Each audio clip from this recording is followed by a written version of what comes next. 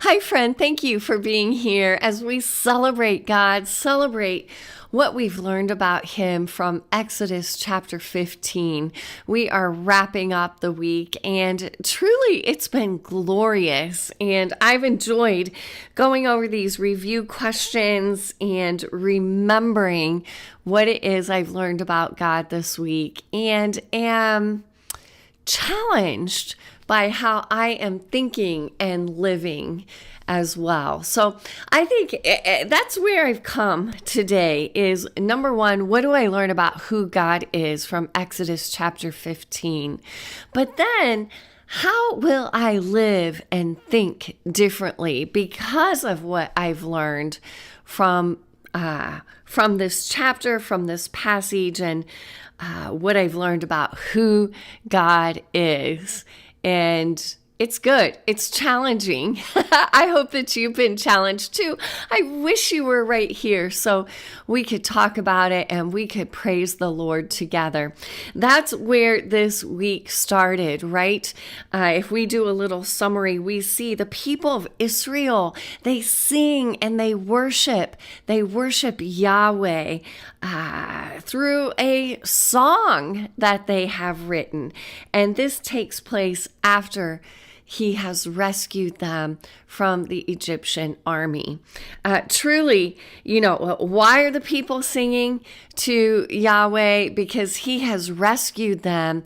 And this rescue, it's been glorious. It's been miraculous. God rescued them in a very powerful way, such that everyone knows Him now. The people of Israel know Him, the Egyptians know Him, and all of these other countries know Him. All the nations have heard of the Lord and His power and His might and His glorious rescue of His people. So that is a good chunk of Exodus chapter 15, this song that they sing. And we learn a lot about who God is and about how the people of Israel view Yahweh from their song. But then we also had this passage from yesterday where we see the people of Israel grumble against Moses, and remembering who Moses is, that Moses is God's anointed one, God's representative. So it's as if they're grumbling against the Lord Himself when they grumble against Moses. They are in the wilderness.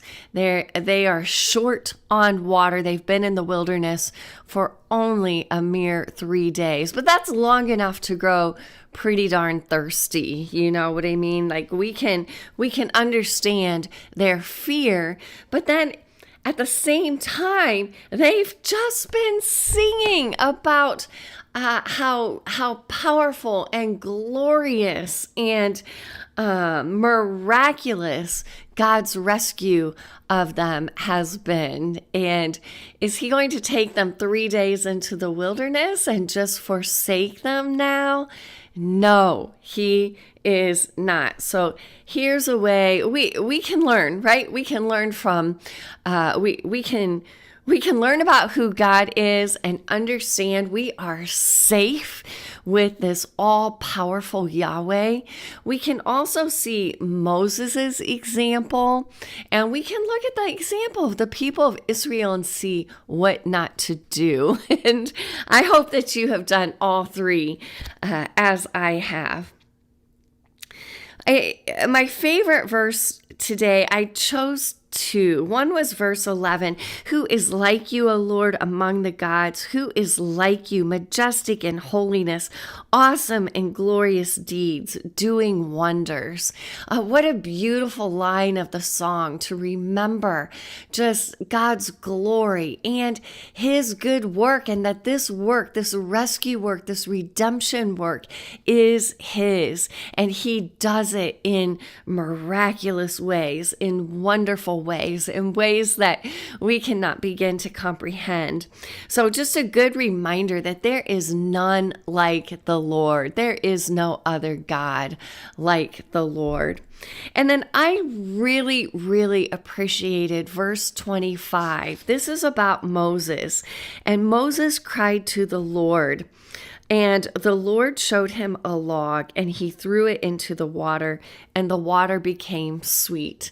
And why would I choose that as a favorite verse? Friends, I just look at the faith of Moses. Here he has this mass of Israelite refugees that he is leading through the wilderness, and they are grumbling and complaining against him. What is his reaction? I feel like his reaction is superhuman. You know what I mean?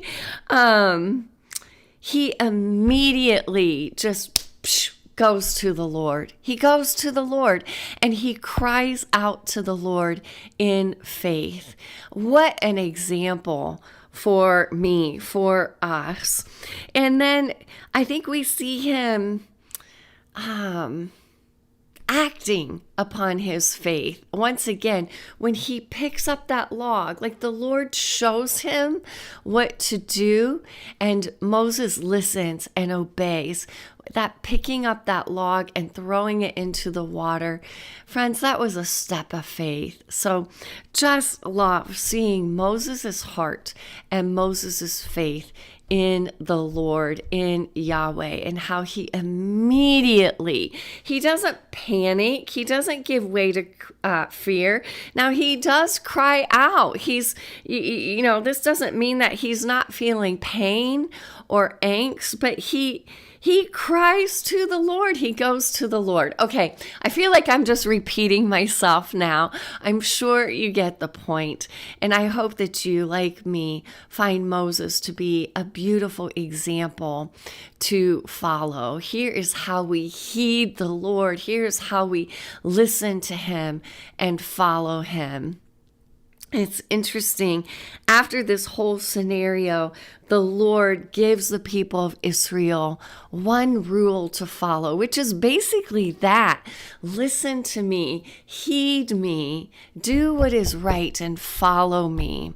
This is what Moses is doing. This is where the people of Israel went astray, right? Their first thought wasn't going to the Lord and listening to the Lord. They just went into their humanness and began to grumble and complain. And friends, there's our example of what not to do. How can we have faith like Moses? I really believe it has to do with being rooted and grounded in our understanding of who the Lord is. And I hope that you made a big, long list of what you learned about Yahweh from this week's chapter. There was so much. And I don't even know if I should begin to rattle off this list or not, but maybe I will very quickly, just to give you an idea. God is mighty to save. He is our strength, our song, our salvation. He is personal. The Israelites sing, "You are my strength, my song, my salvation." This is a very personal God. He sees and he knows and he cares. And he is the God of our fathers, meaning he was, he is, and he ever shall be. We see that the battle is his. He fights for us, remembering we only have to be still. We only have to be quiet. God is glorious in power. He shatters the enemy. He is great in majesty. God overthrows the adversary. There's none like him. I already talked about that one. It is Yahweh who leads and redeems and guides. His abode is holy. He is holy. And he is known. He makes himself known, and the enemy trembles. We see that God is the one that does the purchasing. He does the redeeming. That's kind of a repeat, but that was found in verse 16. God brings us in. He plants us. This work is his. Can't repeat that enough.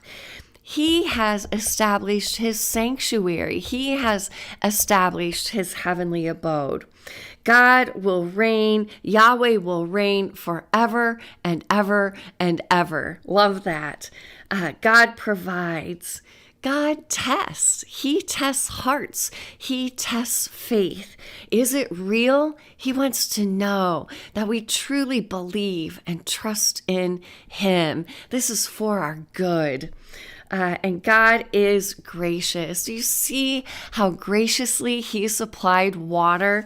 I mean, this chapter ended and they came to Elim where there were 12 springs of water and 70 palm trees, and they encamped there by the water. Oh, God provides, and he does so in a most gracious and merciful way. He doesn't chastise them for losing faith, for doubting, for grumbling and complaining.